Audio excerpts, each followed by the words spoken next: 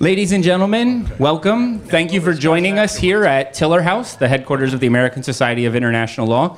My name is Wes Rist. I am the Director of Education and Research here at ASIL. I'm going to give a brief introduction of ASIL, a welcome, and then turn things over to Bob Kraft, and we'll get our panel started because we're very excited about the topic of conversation we've got for tonight. For those of you who are not familiar with the American Society of International Law, we are a 109-year-old professional membership association. We were started by then Secretary of State Elihu Root in the Teddy Roosevelt administration, who looked around and said, there's all this international law stuff going on. We should have some people who know something about that. And ever since then, we have pursued our non-advocacy, nonpartisan mission to provide information and education to both international lawyers and non-lawyers and the general public about international law issues and why they're important and why they matter. Today's program is a great example of that, and before we move on to that, I want to point out on your chair you'll find that there's a flyer about 3 of our upcoming events. We do every year in the summer a series with the American University Washington College of Law's Academy on Human Rights and Humanitarian Law. And this year, we've got 3 events starting next week. You're more than welcome to come. They're all free and open to the public. We'd invite you to join us for that. You can find the information, the specific details online. The link is on the flyer as well. You can certainly ask any of us about that. I do want to mention that today's event is co-sponsored by our, and I'm going to make sure I get the acronym right here, Non-Proliferation, Arms Control, and Disarmament Interest Group, NACDIG, which we put everything short into initials. One of our, both of them are here. So we have the current chair, Kate Doty, and our vice chair here. So we're very pleased to have you both join us. If you're interested in finding out more about participating in ASIL, and this is a topic that you're really intrigued by and want to get more involved in, those are the folks to talk to. They'll tell you about how you can get involved in the interest group, how you can participate in the society. We do everything, our interest groups do everything from designing events and putting their own programming together to works in progress for scholars, to roundtable meetings for a wide cross-section of individuals. So we would welcome you finding out more about how to get involved, and certainly the NACDIG chair and vice chair are a great place to start. So without any further ado, I'll turn things over to our other co-sponsor of the event, who is the chair of the International Law Committee for the United Nations Association National Capital Area. That's Bob Kraft. What's the acronym? Thank you very much, Wes. The acronym is UNA/NCA. That's United Nations Association National Capital Area, which is a mouthful in itself. And we're the International Law Committee. I want to thank the American Society of International Law. We have collaborated with them happily for several years now, our committee, on a number of events. I want to thank Wes Rist, in particular, Sheila Ward, and the others here who are hosting us in Tiller House. I'd just like to mention that the United Nations Association and National Capital Area, that's the local DC area chapter, is the largest, I think, most active chapter of the United Nations Association. And a brief commercial message: if you're not a member of that, you can join at a very modest price, and if you paid to come to the program today, if you join at the end of the program, you can get your money back for today's program. We have a wonderful program today on an extraordinarily important topic, and we have 3 extraordinary presenters who are going to shine light on this subject from very different directions. Ambassador Tom Graham has been involved in every arms control and non-nuclear proliferation negotiation in the United States for 27 years, from 1970 to 1997, is currently one of the leading experts in the world on the subject. Davis Robinson has been an international lawyer throughout his career, was appointed by President Reagan as the legal advisor, and served in ACTA at the time that the Non-Proliferation Treaty was being finalized. And then to give us a very different light on the subject, Missy Ryan, who is an expert in many respects about the Middle East and the people of the Middle East. She's currently the Pentagon reporter for the Washington Post. But as with Reuters prior to that time, she served 2 years in Baghdad. during the surge. She was bureau chief in Cairo and has reported from numerous locations in the Middle East, and she's going to give us a perspective from the Middle East point of view and the people of the Middle East. What we're going to do is ask each of the presenters to make an opening statement, possibly 15 minutes, although Davis seems to have an encyclopedia here, so... at least 3 hours. But of at least 3 hours, to save time for questions and hopefully discussion and conversation, because I see in the audience here many experts on international law, international politics, so I hope we can have a vibrant discussion. Tom is our leadoff hitter, and you're at bat.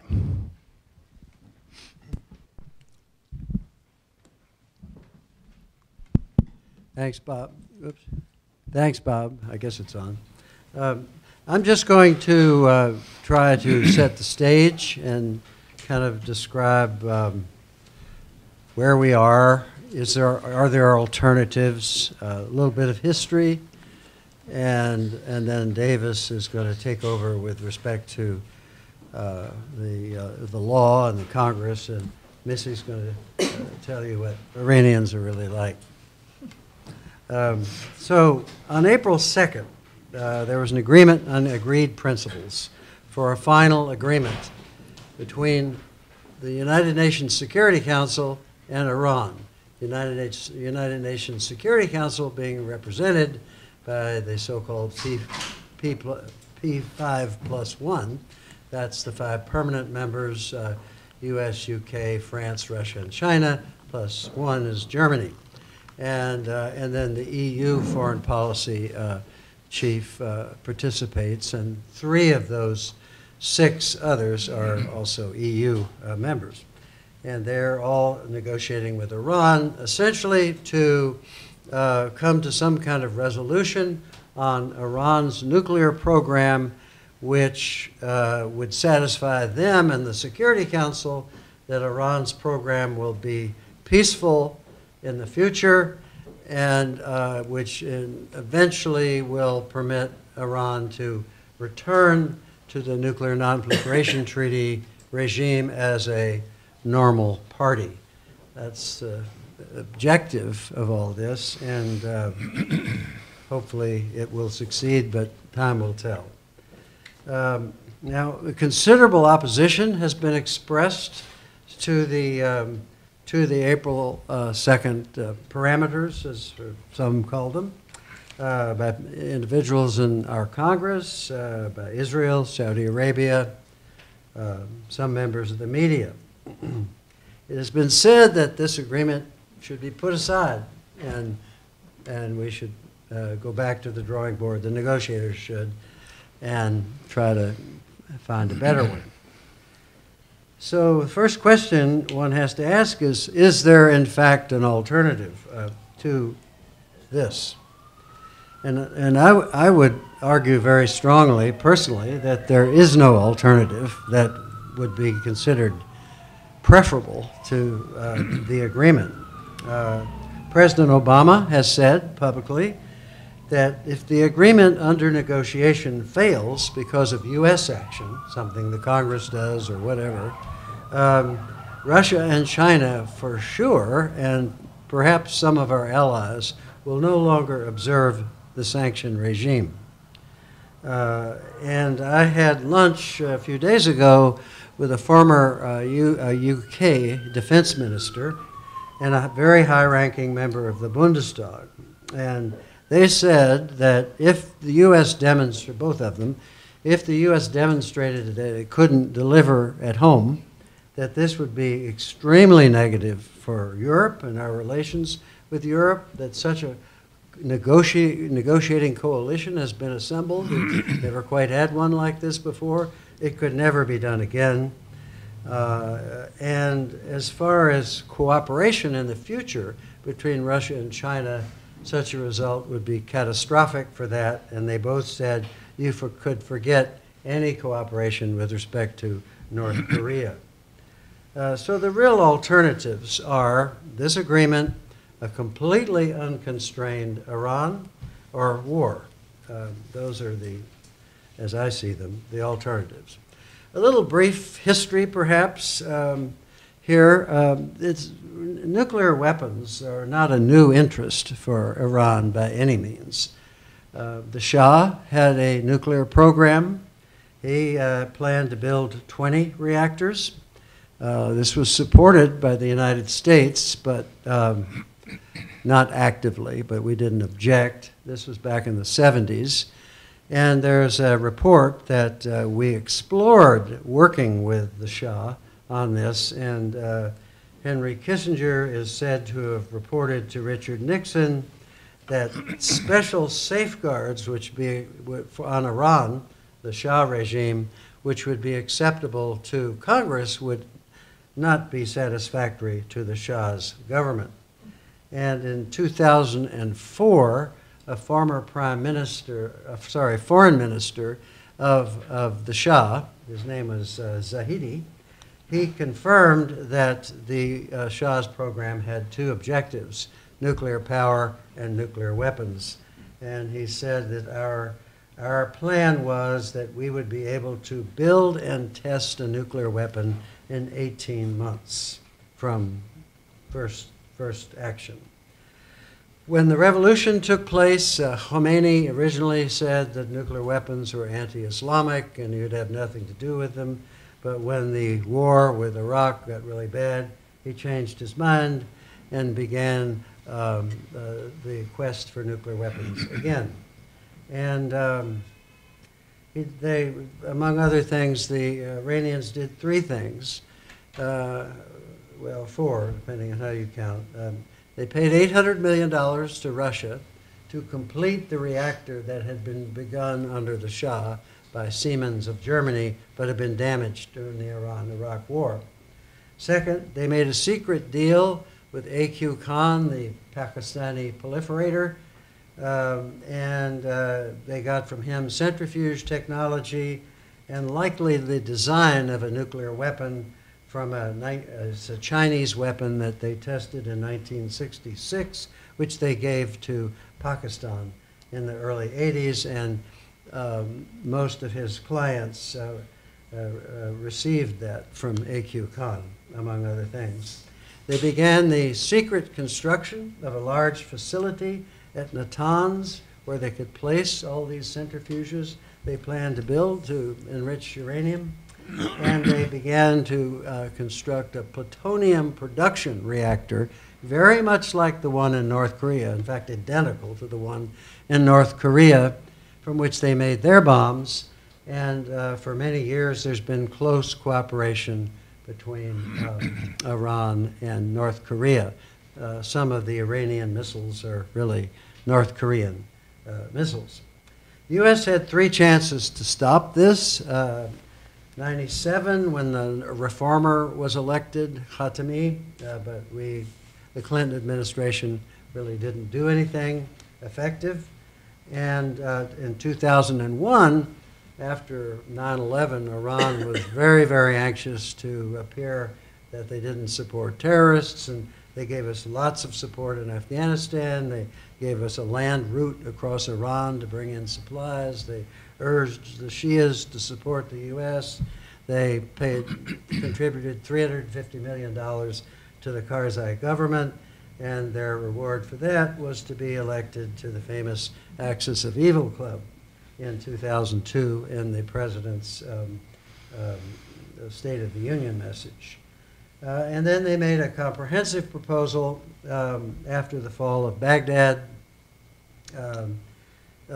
fearing with some reason that, well, to quote John Bolton, the Undersecretary of State at the time, that the U.S. plan was to go to Baghdad and turn right. And the Iranians thought, well, maybe that's really going to happen. So they made a comprehensive proposal putting everything on the table, Hamas, Hezbollah, everything. But we ignored it. So that came to nothing. And from 2003 to 2013, essentially nothing happened. People talked about it a lot, but really nothing happened in the negotiations between, it was mostly, it began as the EU3, and the U.S. later joined. And then when Rouhani was elected in 2013 in Iran, he was given a mandate, apparently, to improve relations with the West and also to do something about the nuclear confrontation. So first there was an interim agreement called the Joint Plan of Action, and now we have the April 2nd framework.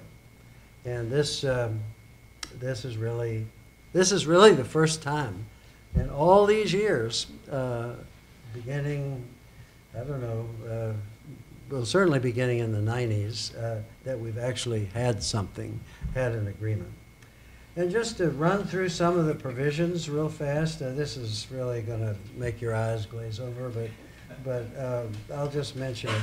I won't mention all of them. I wrote down, Wait until you hear from me. I wrote down 18 of them, and I'm sure you don't want to, as important as they are, I'm sure you don't want to hear them all, but I'll pick out a few. With respect to centrifuges, Iran has 19,000 deployed. This will change to 6,104. The excess, the 13,000 excess, will be dismantled and placed in IAEA supervised storage, and only 5,060 will be operating at one time, and this will be true for 15 years. Their current stockpile of 10,000 kilograms of HEU, which is a lot, sorry, not HEU, low LEU, low enriched uranium, will be reduced to 300 kilograms, and it will be kept at 3.67% enriched, which is pretty low, even for a power reactor, for 15 years. No new facilities for 15 years. And then their newer site, the Fordo site that's near the Holy City, the enrichment equipment will be taken out. It will be converted into a research and development center.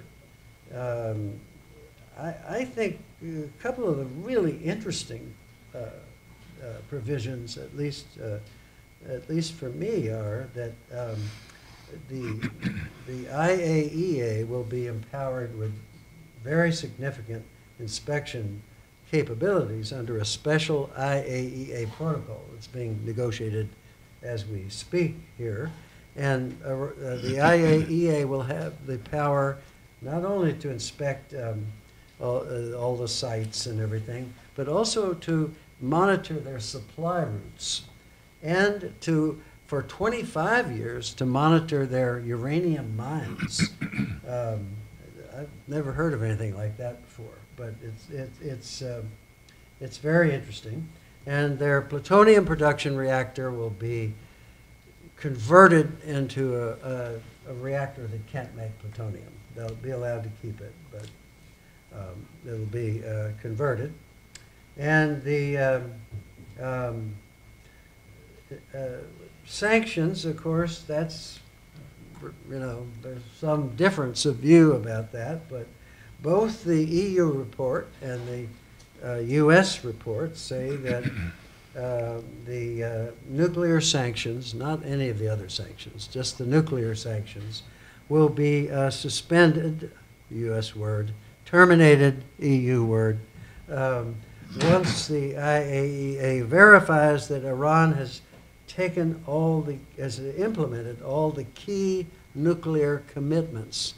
Now, that can't mean the whole thing, because it'd be 15 years. So exactly what that means is not wholly clear. And the same would be true of UN Security Council sanctions. There'll be a new UN Security Council resolution also embracing this agreement and lifting the sanctions. And so that's most of it. There'll also be a provision in the Security Council resolution, and this is being negotiated with Russia and China, who are very suspicious of it, that if there's a violation, that the sanctions that have been removed will, quote, snap back, close quote, to quote President Obama. And the same would be true of U.S. Sanctions. The Chinese and the Russians are very concerned about this. They might interfere with their veto power. But so that's something that's being worked on in these final talks. And they say important inspections will last, and they don't say what they are, will last well beyond 15 years. And after the most stringent limits expire, then Iran will be a normal NPT party. So where are we now? Just a few brief comments. On April 20th, the UK told the U.S. sanctions panel that 2 Iran firms under the control of the Revolutionary Guards, the Centrifuge Tech Company and the Kale Electric Company. Kale Electric is very well known. Are part of an active secret nuclear technology procurement network in violation of sanctions. And they're continuing to do this. On May 13th, the final technical negotiations began. They're to proceed ahead between the 13th of May and June 30th in 2 long sessions with a brief break in between. And each side, it's mostly U.S. and Iran now, and each side has multiple teams. You know, send in one, like football, you know, they send in one team for a while and take that one out and put in another, just to keep everybody fresh. Key features are the new IAEA protocol, lots more access, lots of sites, provision for adding new ones, and the language of the new Security Council resolution. Remaining technical issues include exactly what these new inspections in the IAEA protocol are going to be, the precise number of centrifuges to be operated and stored, the details of the re-engineering of the Arak heavy water reactor, verified termination of Iran's secret procurement network, and clarification that there is no existing highly enriched uranium anywhere in Iran. And that's what's been reported. And I would add one more, just before I close. There's this talk about, well, if there's violations, if Iran commits a violation of any of this, then the sanctions will snap back. Well, who's going to determine that? U.S., the EU, the UN, the Security Council, Supreme Court, the Pope? It's not clear. And all it says is there'll be an agreed grievance process. It's not the exact words, but a specified dispute resolution process. That's all it says. That's going to be very important, how that's constructed. So now, Davis, if you would seize control here. All right. Well, thank you so much for the invitation, and thank you, Tom. All I can say is this is a watershed moment for the United States, I would argue, and for the United Nations. Over certainly the last 15 years, I would argue in this country, very little attention or respect is given anymore for the role of international law. What is international law, and does it really make any difference anymore when you come to war and peace? It certainly makes a lot of difference in a lot of areas, but I would argue in the EU and the Iranian joint statement of April the 2nd, it refers to this hugely complicated negotiation. I think that is an understatement. I have never, since the Second World War, I have never seen in my life anything as complex legally, politically, and militarily as this situation with Iran. Now, I've been given 15 minutes. I'll be honest, I've spent an enormous amount of time attempting to look into this, and it is really, really complex. We don't have the final text, so we don't really know even what all the questions will be. We have many, many U.S. domestic law issues. We have many international law issues. Just to give you an example of the topics that I would like to cover, I can't imagine that I'll get there. First is the framework itself. There are some major problems with the framework. Second, the form of any final deal. That's going to be a very, very important question, and Tom has, I think, alluded to it. Most of the press and the debate in the Congress has all been about, is it a treaty, is it an executive agreement, but it may be something else. We have major questions, I would argue, under the U.S. Constitution. They go back to the Federalist Papers, Hamilton, J. Jefferson. We have now the Corker-Cardin legislation and the ultimate vote in the Congress. That's going to raise all kinds of issues. And we have the IAEA verification regime. Among the documents that are brought into question under the Constitution, we have the Treaty Clause, we have the Supremacy Clause, the UN Charter, we have Chapter 7, we have Chapter 6, especially Articles 24 and 48, that is, as to the binding nature upon member states of a UN Security Council resolution. We have the Nuclear Non-Proliferation Treaty and the additional protocol. We have the Vienna Convention on the Law of Treaties. We have a lot of Supreme Court case law. We have congressional action. And we have the IAEA safeguards and verification regime. Very quickly, the framework itself, you have a U.S. unilateral statement called Parameters for the Joint Plan of Action. There is no Iranian written counterpart. You have a joint EU and Iran outline agreement that is a written statement, but there are significant differences between the U.S. unilateral framework statement, what the Iranians have been saying on the record orally since April 2nd, and the EU and Iran outline agreement. Significant differences. For example, the U.S. Statement refers to regular access to all Iran nuclear facilities. There is no distinction with regard to military. There's no reference to advance notice. But if you go to the EU statement, in what I regard as a very significant difference, the EU and Iran joint statement refers to, quote, announced access. That's very, very, very different. So I suspect that there are some very substantial disagreements between the United States and the EU.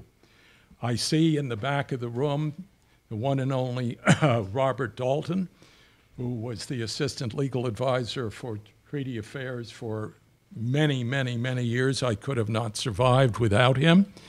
And interestingly, over the last 50 years, there have been 5% treaties, 95% executive agreements. We've had about 20,000 international agreements since the time of FDR.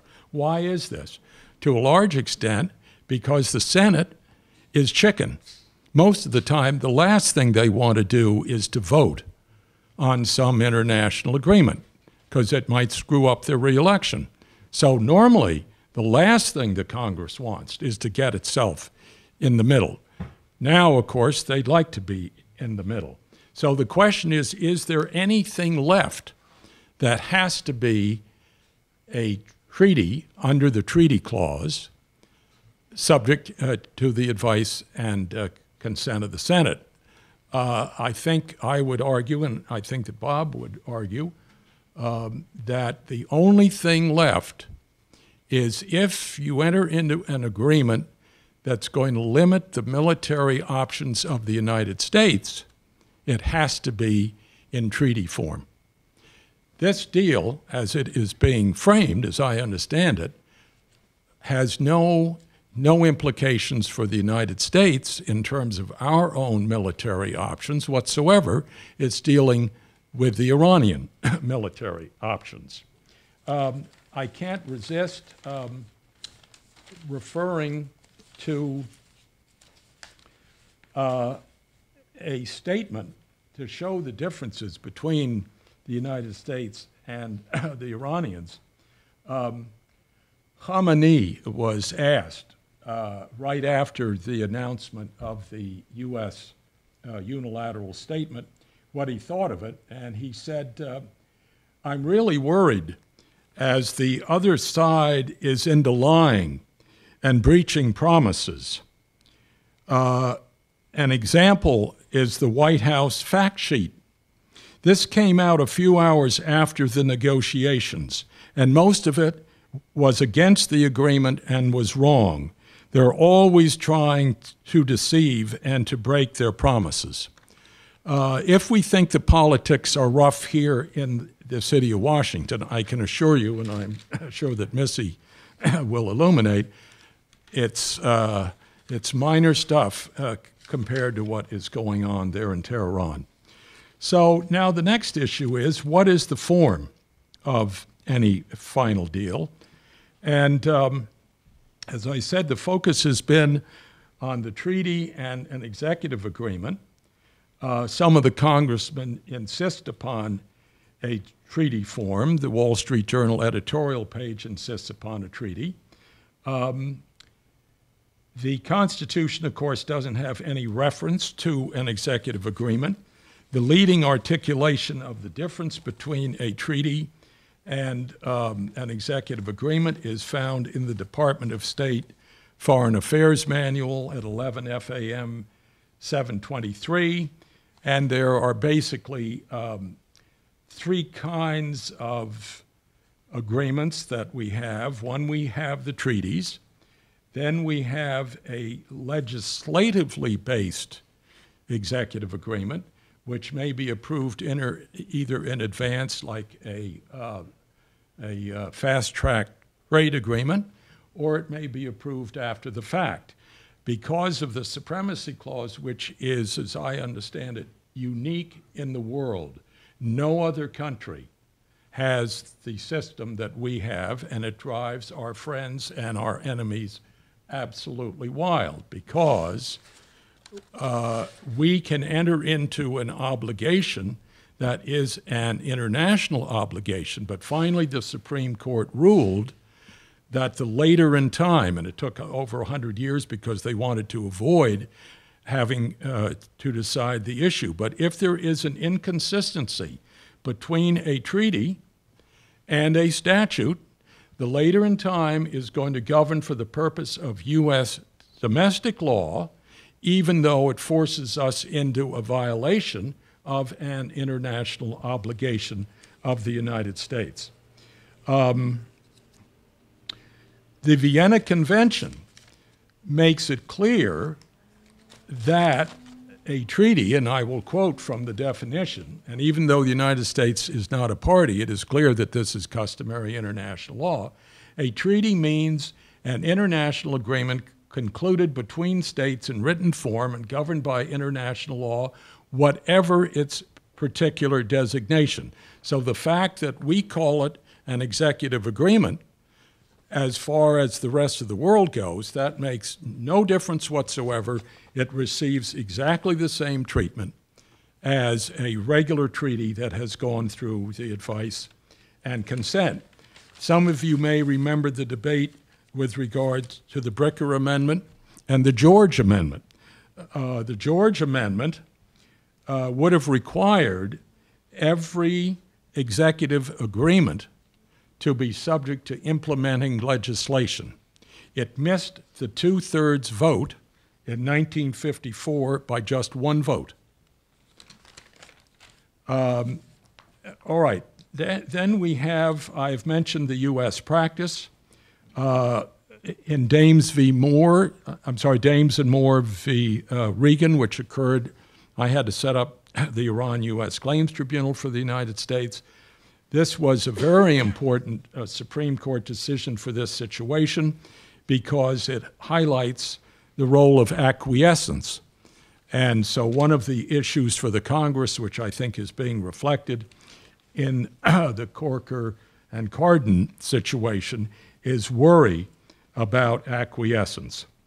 All right, so now I want to just refer to the Cotton letter, which was referred to as an open letter to the leaders of the Islamic Republic of Iran. And it says the following at the end, signed by 47 senators. We will consider any agreement regarding your nuclear weapons program, that is Iran, that is not approved by the Congress as nothing more than an executive agreement between President Obama and Ayatollah Khamenei. The next president could revoke such an executive agreement with the stroke of a pen, and any future Congress could modify the terms of the agreement at any time. We hope this letter enriches your knowledge of our constitutional system. Well, obviously, unfortunately, Senator Cotton does not seem, and the others do not seem to recognize that there is any sort of international law. What they write as a matter of U.S. Domestic law, of course, is accurate, but it can, in the process, violate the international obligations of the United States. So just a few days after the letter, Foreign Minister Zarif was in New York, and he was there with David Ignatius at NYU. And you tell me who seems to know more about the U.S. constitutional system, the 47 who signed the letter or Foreign Minister Zarif. This is what he had to say. Whether you have a Democratic or Republican president, the United States is bound by international law, whether some senators like it or not. And international law requires that the United States live up to the terms of an agreement that it enters into. If the United States Senate wants to send a message to the rest of the world that all of these executive agreements that the United States has signed are legally invalid, then you will have chaos in your bilateral relations, although you are welcome to do it. So, what are the other possibilities? The other possibilities, and this finally gets to the charter, and again, I'm sorry if I will never finish. You can have a political commitment in the form of a declaration by Iran, maybe to the UN Security Council. The role of a declaration, as I understand it under international law, remains very uncertain. The International Law Commission at one point was going to take it up, but they failed to do so. So as Tom was indicating, this really may not be either a treaty or an executive agreement whatsoever. That's what the press has been focusing on, and obviously the Congress, but it may indeed be something very, very different. So the negotiations are supposedly to revoke the UN Security Council resolutions, and let me see here. Well, anyway, I can't find it. There's too much. So there may be nothing for the Senate or the Congress to approve in the first place. That then leads to many questions under the UN Charter. There is an issue as to whether they might make the choice to proceed under Chapter 6 rather than Chapter 7. I would think it would be Chapter 7. As you know, Article 4 says this is Article 24, this is Article 25, rather. The members of the United Nations agree to accept and carry out the decisions of the Security Council in accordance with the present charter.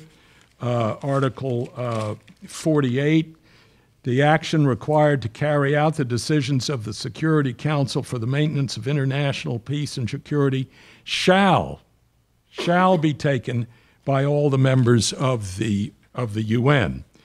So now, if it is binding on the United States, but as we've just seen, it can be overridden for domestic law purposes by a subsequent action, which would be, in effect, the Corker-Cardin legislation, what are we left with? And there are those who are demanding that it be treated like a treaty. The Wall Street Journal has been especially outspoken in this regard on the basis that a treaty requires 2/3, and in effect, the way this is being set up, it would take only 1/3 to set the whole thing aside, which, as far as the Wall Street Journal goes, would be a violation of the Constitution. So the Corker-Cardin was passed in the House by a vote of 400 to 25. It had passed a week earlier in the Senate by 98 to 1. The bill, which the President is expected to sign any day, it gives the Congress the power to approve or disapprove of a nuclear agreement during a 30-day period when economic sanctions may not be lifted. In other words, and it's a fairly long statute. It's, I don't know, it goes on 30 pages. During the 30 days, the President is no longer authorized to waive or to suspend any of the sanctions that have been imposed by the Congress. If the deal is extended beyond the 30th of June, the Congress then gets 60 days rather than 30. There are all kinds of ins and outs of this. So if the Congress rejects the deal during the 30 days, there's a vote, and then the President vetoes the rejection, I think the key question is, will you find 34 Democratic senators, many of whom will be up for re-election, are they really going to vote in order to set aside the President's veto? I may have gotten that backwards because it's so complex. In other words, in order to prevent a 2/3 vote override, it's going to take 34 Democratic senators. 34 any kind of senators. Exactly. And is that really going to happen? And we have, yes, but if I understand it, the override would have to be by a 2/3 vote in the Senate, which is, no, that's right, go ahead. No, please correct me, because the whole thing is so complex. Yes, it does. Yes, it'll be a joint vote. All right, so in any event, then the question is, where is the state of Israel? Where is Prime Minister Netanyahu? Where is the lobby here in Washington? And will the senators, I think the President, he is assuming that he will be able to get 34 so that the veto will not be overridden. Is that really likely? I doubt it. Lastly, the IAEA. And again, I've skipped over a lot. The IAEA, the big issue, as Tom mentioned, is what if there is a suspicion of an undeclared nuclear facility? And what if it is in a military installation?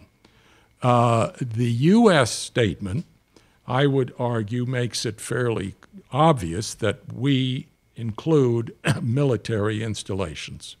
The Iranians make it clear from what they say, no way, there will be no military installations included. The EU and Iran statement fudges it. There are all kinds of things that are in the U.S. unilateral statement that are not referred to by Iran and are not referred to in the joint EU and Iran statement. So, Tom Friedman of the Times asked the president in an interview a week or so ago about this, and he said, and I quote from the president, "Obviously, a request will have to be made. Iran could object, but what we have done is to try to design a mechanism whereby once those objections are heard, that it is not a final veto that Iran has, but in fact, some sort of international mechanism will be in place that makes a fair assessment as to whether there should be an inspection, and if they determine it should be, that's the tiebreaker." Well, of course, the Wall Street Journal went into orbit the next day and said, and I quote, "That sounds suspiciously like a UN committee, perhaps of Iran's peers or protectors. And this is before any of the sanctions could be snapped back." The U.S. statement is very vague on this score. Now I'll finish with this. It says, a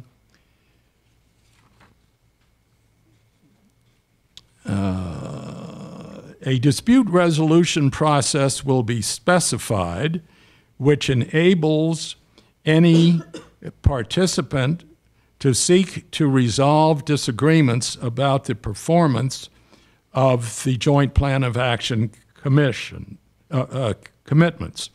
If an issue of significant non-performance cannot be resolved through that process, then all previous UN sanctions could be reimposed. I can say no further. That's the best I can do. All right.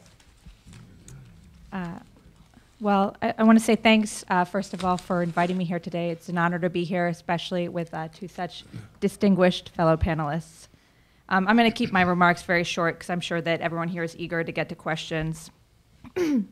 First of all, I want to provide a little bit of context, regional context for the nuclear discussions, particularly regarding Iranian activities in the region, which really have hit, I think, an all-time high. And it's striking to see how overt and visible Iran and its proxy groups, its military proxies, are throughout the Middle East right now. In Syria, for example, Iran is devoting a huge amount of resources to propping up the beleaguered, increasingly isolated regime of Bashar al-Assad.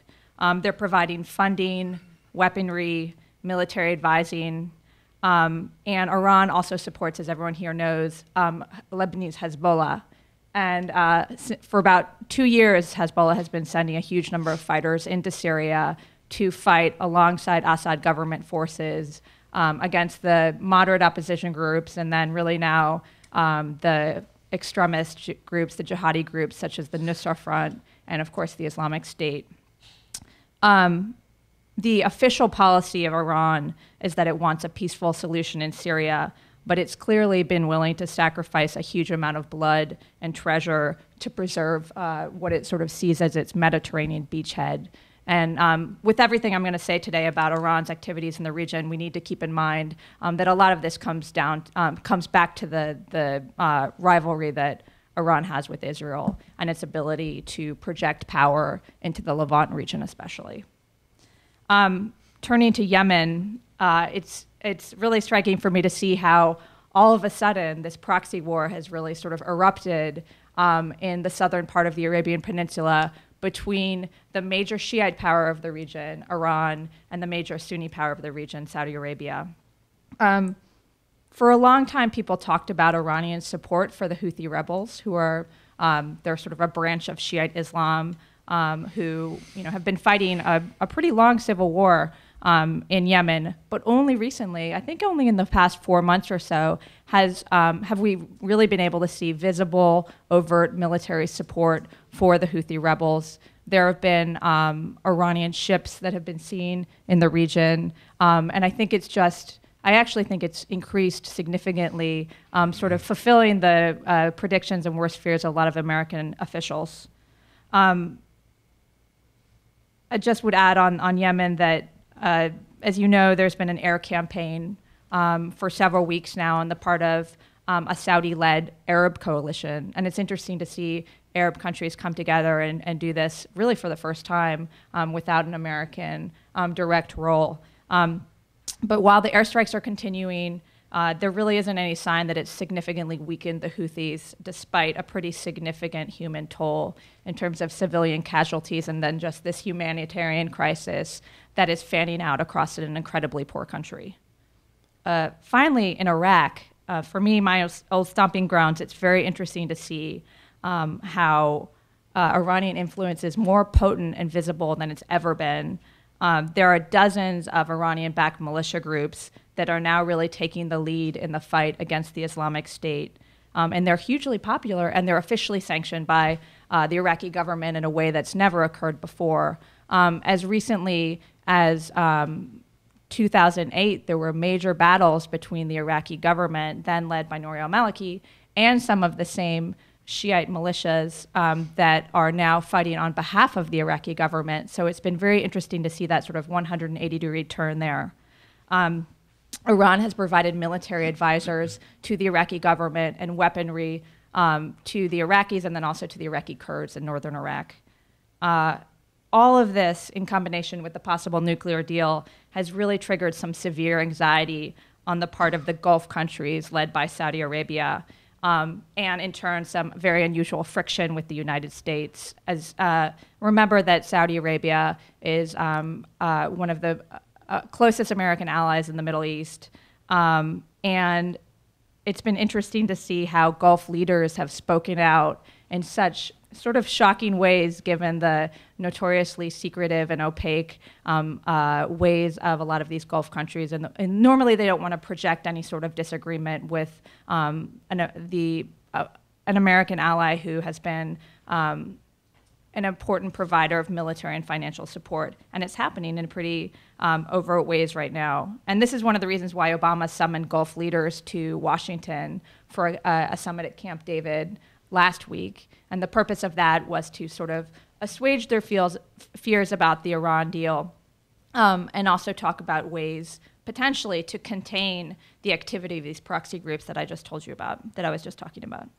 I would point out that Iran sees itself as leading the fight against the Islamic State and Sunni Muslim extremism throughout the region generally.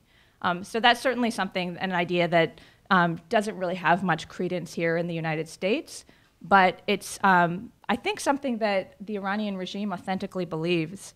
They blame Saudi Arabia and the Gulf countries, rightly so to an extent, I think, for stoking this phenomenon of the Islamic State, of the sort of Wahhabi interest, influence, and the funding from the Gulf countries that really has, in many ways, given rise to the groups like the Islamic State, which are wreaking havoc in places like North and Western Iraq.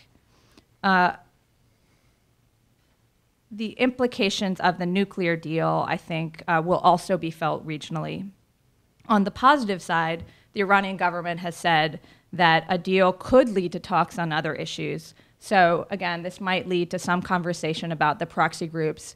The Obama administration really hasn't tackled this issue head on, certainly not in Syria. They've been reluctant to get involved militarily. So the fact that Hezbollah is there, the fact that Iran is providing military support to the Assad regime, that really hasn't been something that's compelled action, overt action at least, on the part of the administration in Syria. And then in Iraq, it's sort of this uncomfortable de facto alliance that the United States now has with Iraq against the Islamic State, because we're supporting the Iraqi forces that are fighting alongside the Shiite militias. On the other side of the ledger, for the potential regional effects of the deal, I think it's reasonable to expect that this could trigger a new arms race. Gulf countries have already suggested that they would want to pursue nuclear weapons of their own, or that they would consider this. And that's something that really could transform the region. So I think the two key things to watch on the regional front, if there is a deal, is number one, the Gulf reaction and the actions that they take in the months following the announcement of a deal. And secondly, how the IRGC, the Revolutionary Guard Corps of Iran, which is sort of the hardline military wing of the government, how they respond in directing these proxy groups that are present in places like Iraq and Syria. Secondly, I'm just going to touch briefly on the view of a possible deal from within Iran.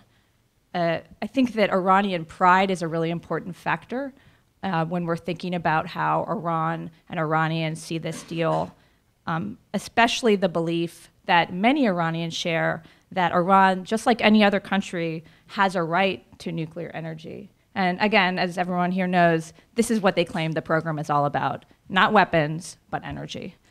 The government has said that it won't accept nuclear apartheid. They will entertain the possibility of slowing down the nuclear program to ease tensions, but they have never accepted the possibility of giving up the right to nuclear power in the long run.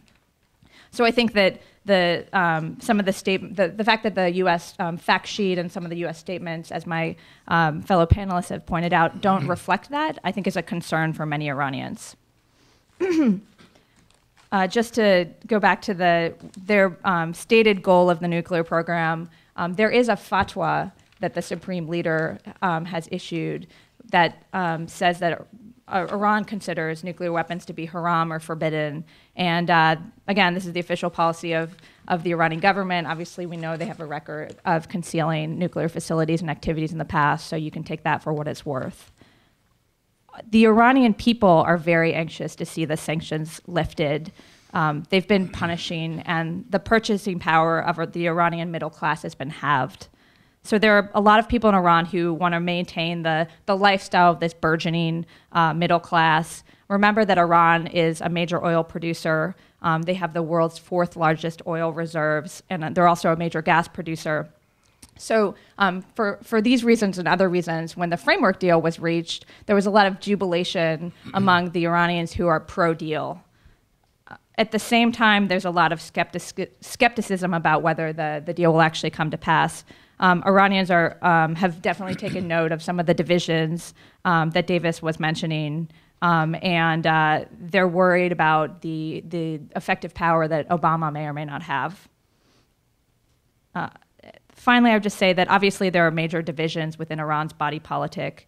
There are many hardliners who have opposed negotiations from the start, and the Supreme Leader has final say on the deal, even though there is a robust discussion going on between Iranian politicians. Khamenei has final say on the deal, and he said he's neither for it nor against it up to this point. So I think the key takeaways for me on Iran's perception of the deal are we're going to want to watch how the political divisions shake out between the hardliners and then the pro-negotiation camp led by Rouhani and Zarif, obviously. And secondly, I think we want to watch the speed with which the sanctions relief will be felt by Iranians, because I think that once they start to become accustomed to the renewed freedom and prosperity that the sanctions relief might bring, that will make it harder and harder for their leaders to take actions that would trigger a snapback or renewed sanctions. So, thanks. Okay, we'll take some questions. All right, we'll start up here. Yeah, my question's for Tom and also for Davis. Mostly, I'm sorry, David Birnbaum. Tom, you stress rightly, I think, the question of how the dispute resolution mechanism will be constructed. I think it's important in many respects, not the least of which is what's driving our negotiators is the breakout time. And we've been assured that it'll be a year at least, perhaps more than that. But how will the dispute resolution mechanism tie in with the breakout period? If we have to negotiate, if we have to arbitrate, and I assume it will be some arbitral type mechanism, that will eat into that year breakout period, it would seem to me, unless we have some special arrangement. Let's actually take a couple of questions.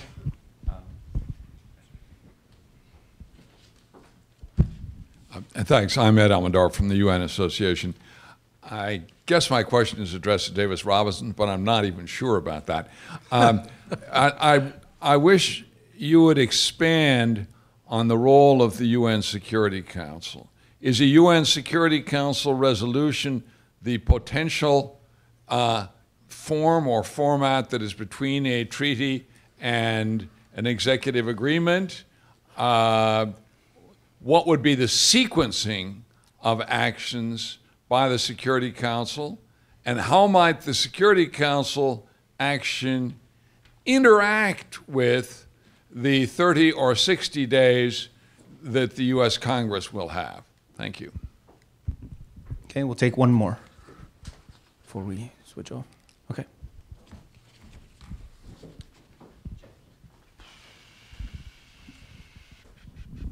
Hello, this question is for Missy Ryan. You mentioned triggering a potential arms race in the region. If an arms race is indeed escalating there, how would it affect the current crisis, the volatility in the region in probably the next 5 to 7 years, do you see?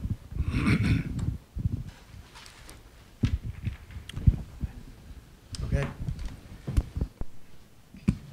Well, David, I think that's a very good question, and I don't know if there's a good answer to it at this stage, since we don't really know yet what this dispute resolution process is going to be like.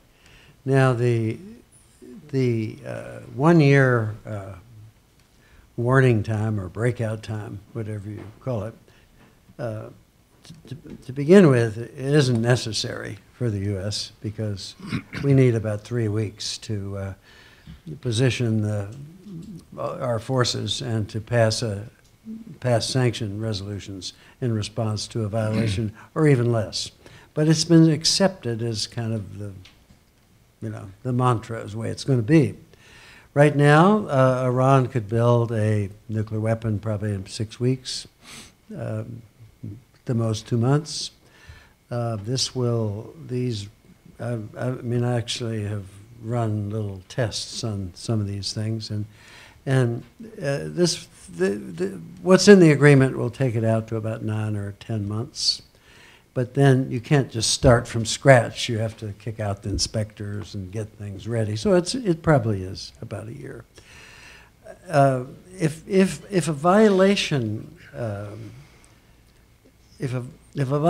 is alleged under this dispute resolution, I don't think it'll affect that, because let's say the U.S. claims that Iran is doing some secret enrichment somewhere, and there's a dispute over that. That presumably they won't start the whole machine going to break out in 12 months while this dispute is being resolved, whatever the dispute might be. And once they start that, then obviously they're in total violation. There's no point in even having a dispute resolution. So I don't think there'll be much of a interference, because if they intend to break out, they'll just do it. And, do it in a secret manner. well, they could. Yeah, it's always. Nothing is ever 100% in these deals. The enrichment technology is getting simpler and simpler, smaller and smaller. There's a new technology based on lasers that you could hide under a schoolhouse. There's never going to be 100% assurance. But the normal kind of dispute that one would expect under this agreement, assuming they don't want to break out, I think would be in a separate channel and wouldn't really affect that. But if they're secretly trying to break out, then that's a risk we'll have to take. But, for Iran to have 1 or 2 nuclear weapons compared to our 5,000, it's not an immediate risk. I suppose the risks, I don't know, that's a long conversation, so maybe I better not get into that, but it's a long-term kind of thing, not a short-term thing. It goes to the question of how much influence is Iran going to have in the Middle East, and what is that regime going to be like, and is it going to be worse? Is it going to be better? But the kind of disputes that would be likely to come up under this agreement, I think would probably not affect the 12-month breakout time, unless there was we discovered secret enrichment, which really would be a breakout. So I don't think that's something that's a big worry. I don't think I would share that view. I think the process will very likely be where this is going to either stand or fall if there is a deal, because will we have immediate access, unfettered access, even into military installations? If this process is going to go on for weeks and months, I don't see this will not get through the Congress if that's the end of the day. It has to be expedited. The Iranians are going to have to come a long way from what I've read for you from the statements by Khamenei. Now, there's major disagreement about the sanctions. Khamenei says they must be lifted immediately upon the signature of a deal. We say something very, very different in the statement. With regard to, well, the process, you cannot prove the negative, and that's what this is. This is why this is going to be so tough, because you cannot prove that Iran is not violating the agreement. How do you prove that when you don't know what's going on? So, but under the U.S., the unilateral statement, it says, all past UN Security Council resolution on the Iran nuclear issue will be lifted simultaneous. Now, the Iranians, they use the word immediately. So this says simultaneous with the completion by Iran of all nuclear-related actions addressing all key concerns: enrichment, Fordow, Iraq, PMD, and transparency. And then it says, however, core provisions in the UN Security Council resolutions, those that deal with transfers of sensitive technologies and activities, will be reestablished by a new UN Security Council resolution that will endorse the deal and urge its full implementation. It will also create the procurement channel mentioned above, which will serve as a key transparency measure. Important restrictions on conventional arms and ballistic missiles, as well as provisions that allow for related cargo inspections and asset freezes, will also be incorporated by this new resolution. None of that is mentioned in the EU-Iran deal. The Iranians, as far as I know, have not said anything like that. So the question that I really have as a constitutional matter, and maybe Bob, who is here, maybe he can, because he knows, Lord knows, encyclopedically more than I do. If the UN-chartered new UN Security Council resolution is binding on the United States, is it a legal obligation? Some are saying, well, the deal is really going to be a political commitment by Iran. It'll be a declaration of some kind. The only way that it's going to be made legally binding, I think, is through the UN Security Council resolution process. But if that UN Security Council resolution is somehow violative of the United States Constitution, that won't fly. We know that as a matter of law, in the domestic law of the United States, a treaty will not stand if it's held to violate the Constitution. The Constitution reigns, even though we may be violating international obligations. So I think where this gets really, really messy, and for the UN especially in many ways, how this whole thing plays out, I would argue, is going to be fundamental for the future of the United Nations as an organization. If this gets messed up, I say sayonara in many ways as to the importance of the United Nations in issues of war and peace and use of force. Sayonara. To address the question about the potential arms race in the Middle East, among other countries, if Iran were to get a nuclear weapon, I just would say that, you know, an effort on the part of Gulf countries or other countries in the region to pursue a nuclear weapon for whatever the reason would be catastrophic. I mean, this is already the most violence-prone, volatile region in the world, and I feel like one of the few things that the Middle East has going for it right now from a security perspective is that most of the countries, with the exception of Israel, are nuclear weapon-free at this point. So the sequencing of acquisition of nuclear weapons would upset a pretty fragile equilibrium of alliances and rivalries within the region. And I think that even more worrying would be the potential for any sort of nuclear weapons or nuclear material to fall into the wrong hands. We all saw how easily many of the region's regimes melted away during the Arab Spring.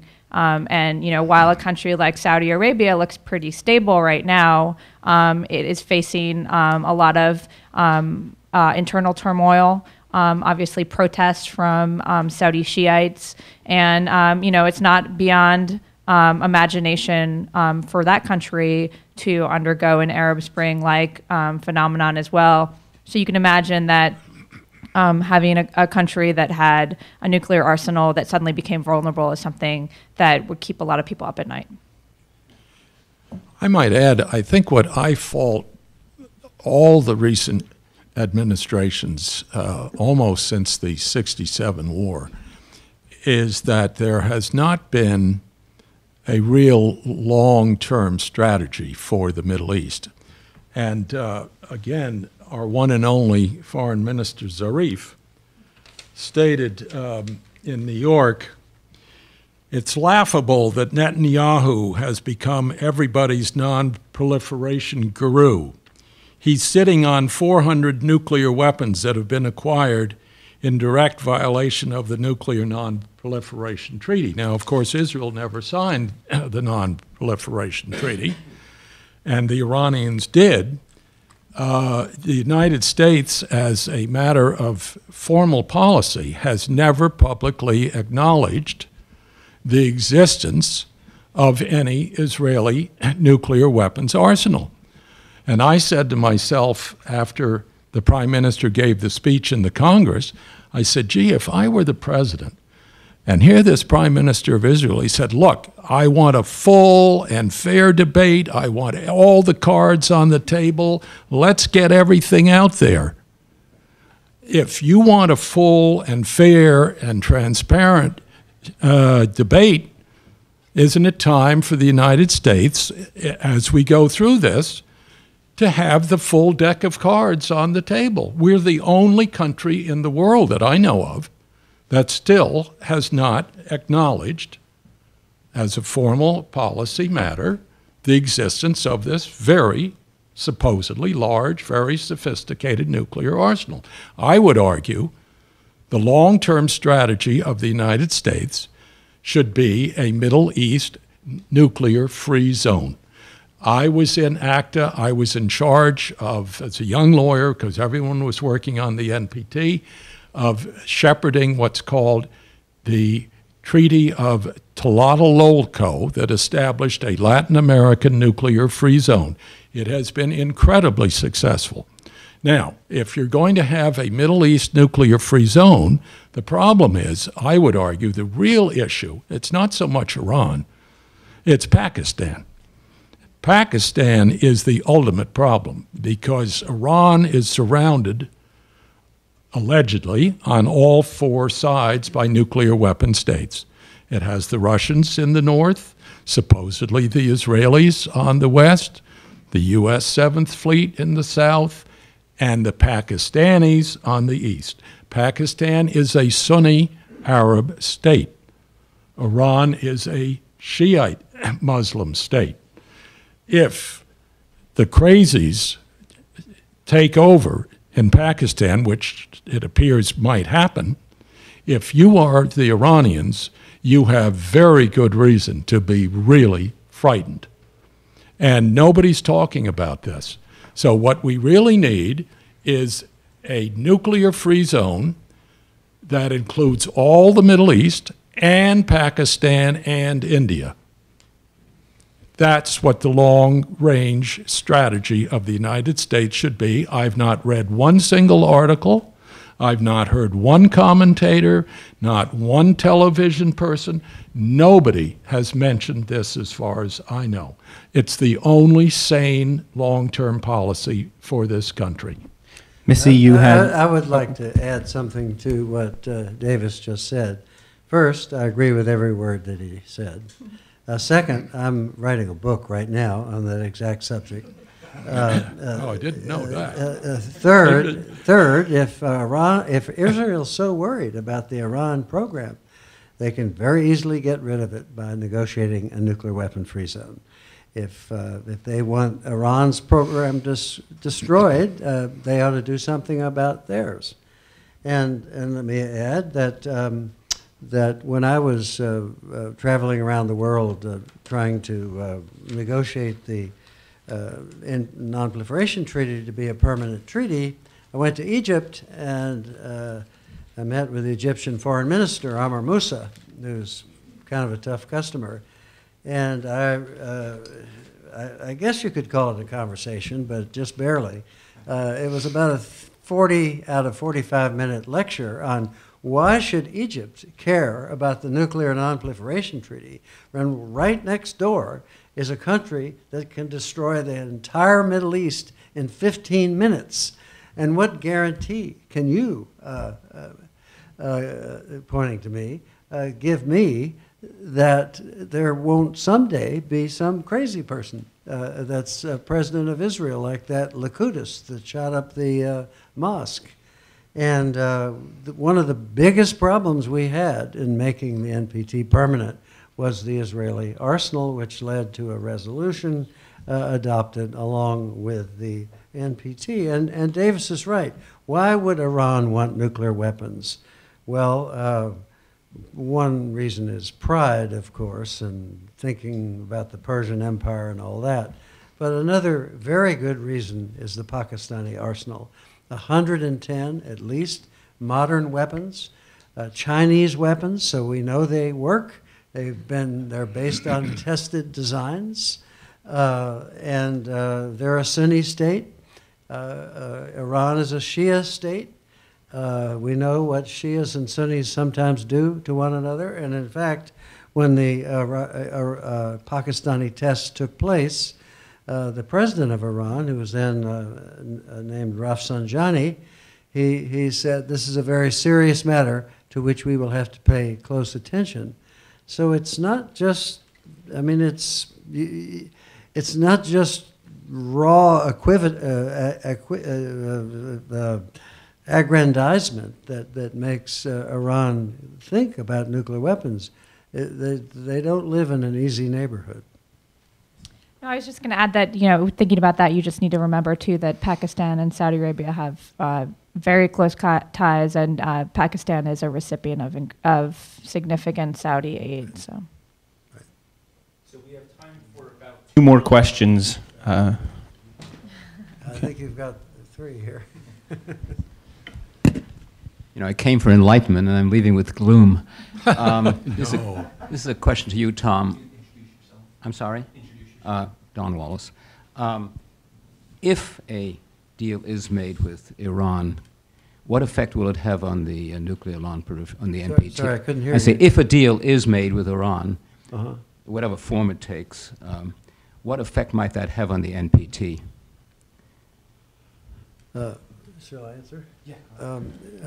Well, I think it'll be obviously positive development for the NPT, because if Iran does acquire nuclear weapons, picking up on Missy's comment, there's no doubt that Saudi Arabia will have nuclear weapons probably about a month later, according to something I read just before I came here by the BBC. I think many people believe it's highly likely that having paid for the Pakistani program, there's 8 or 10 weapons over there that don't say property of the Pakistani government. They say property of the Kingdom of Saudi Arabia on their side. And then if they get them, you know, Syria has tried to get them. They couldn't get them now, of course, given their condition. So that's the flip side. So obviously it will remove a real threat to the NPT. The NPT is not nearly as strong as it used to be because of or at least as it once was, because of the failure to deliver on the disarmament obligations, the failure to negotiate a comprehensive test ban treaty and create some sort of balance with the NPT. And so we now have these programs that are threatening the NPT. One is the Iranian program, the other is North Korea. There could be more, and there will be more if Iran builds nuclear weapons. So I think it'd be very positive for NPT. Ralph Krause, I'm a member of the United Nations Association. Is Iran considering alternatives to nuclear power? We know that Germany has disbanded the use of nuclear power, and in the case of Iran, they have a lot of fossil fuels, but then that disrupts the carbon cycle, we've come to learn. So I wonder if Iran is considering alternatives to nuclear power in the same sense that Germany has and other European nations are developing wind turbines and solar voltaic cells as alternative sources of electric power generation. I'm not aware of any major renewable energy activity, but you know, it certainly is something that they should consider, like any other country, but especially because a greater reliance on fossil fuels would be a problem from a fiscal perspective because they're so reliant on fossil fuel exports, or have been in the past. All right, we're going to pause our program there. We do appreciate all of you coming out. Please join me in thanking our panelists for a wonderful, complex view of an issue. Thank you all for